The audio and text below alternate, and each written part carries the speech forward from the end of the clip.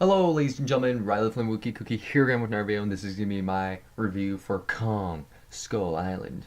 This movie was amazing. Just like Logan, I loved both movies. Now, one thing you guys may not know about me, if you just know me from YouTube, is that I'm a huge fan of kaiju movies.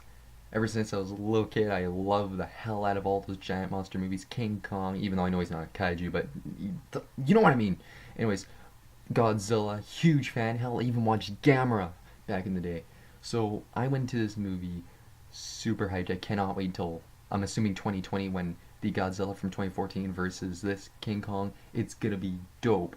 But this movie did not disappoint. But this is not your traditional King Kong story. I mean, obviously people know that he had to, he needs to fight Godzilla. So we knew that this wasn't gonna be the same type of story. Guys go to Skull Island, they manage to kidnap and bring him to New York. He wreaks havoc. Different story.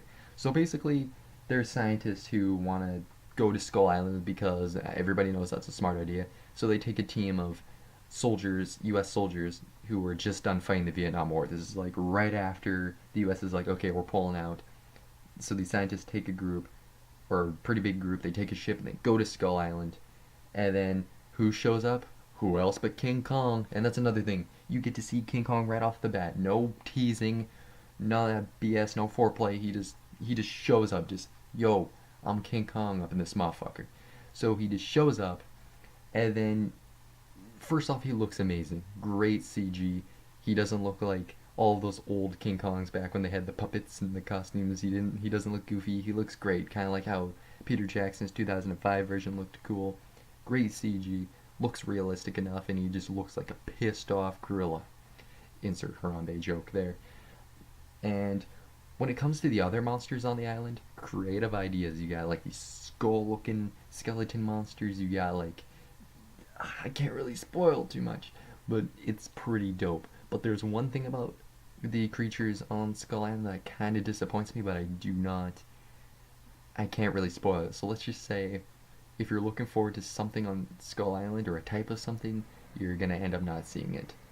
I'm pretty sure most of you guys who've seen this movie already know what I'm talking about. So the action scene in this movie, the action scenes are amazing. I already told you, great effects. The gun effects are pretty cool. The explosions, there's fire. Hell, there's even one scene, and I watched this movie in 3D. Normally when you watch movies in 3D, it just seems like a gimmick, or you have movies like Resident Evil 4, I believe, where that guy throws the axe and it's just cheesy, stuff flying at the screen, nothing really too exciting. Now, there's this demonstration for all 3D movies I watch at my theater where they show like gumballs or something spilling and flying at the screen, and that actually jumps out at you. That's literally the most 3D part of the movie, is the demonstration, and then the rest of it is just cheesy effects. There's actually a part in this movie that actually jumps out, and I was not expecting it to look as realistic as it did. I think it was like King Kong throwing a rock or a tree trunk, and I was expecting it to land right in front of the camera. No, that shit looked like it was flying right out. I was like, oh, that was kind of cool. So, effect-wise, this movie looks pretty awesome. You got awesome camera angles, the sun effects, the glaring. There's a part in the movie where you see a storm and the helicopters go through it and then they exit the storm, and the contrast looks really cool. There's dust and flames and all that stuff. Cool effects. King Kong looks awesome. Story-wise, like I told you, this is not your traditional King Kong story, so I don't really want to spoil it. So let's just say it starts off the same as the old King Kongs, I guess you could say. They go to Skull Island and they encounter him, and stuff is not working out. Music-wise, decent. Cool epic themes for certain camera angles, and it's typical adventurous music. Pretty decent score. And when it comes to the acting, there are two comedic characters I really like. You got one soldier he seems like he's kind of unaware of the whole situation, and then of course you have John C. Reilly's character, who, I mean, you guys know John C. Reilly. He's a goofball.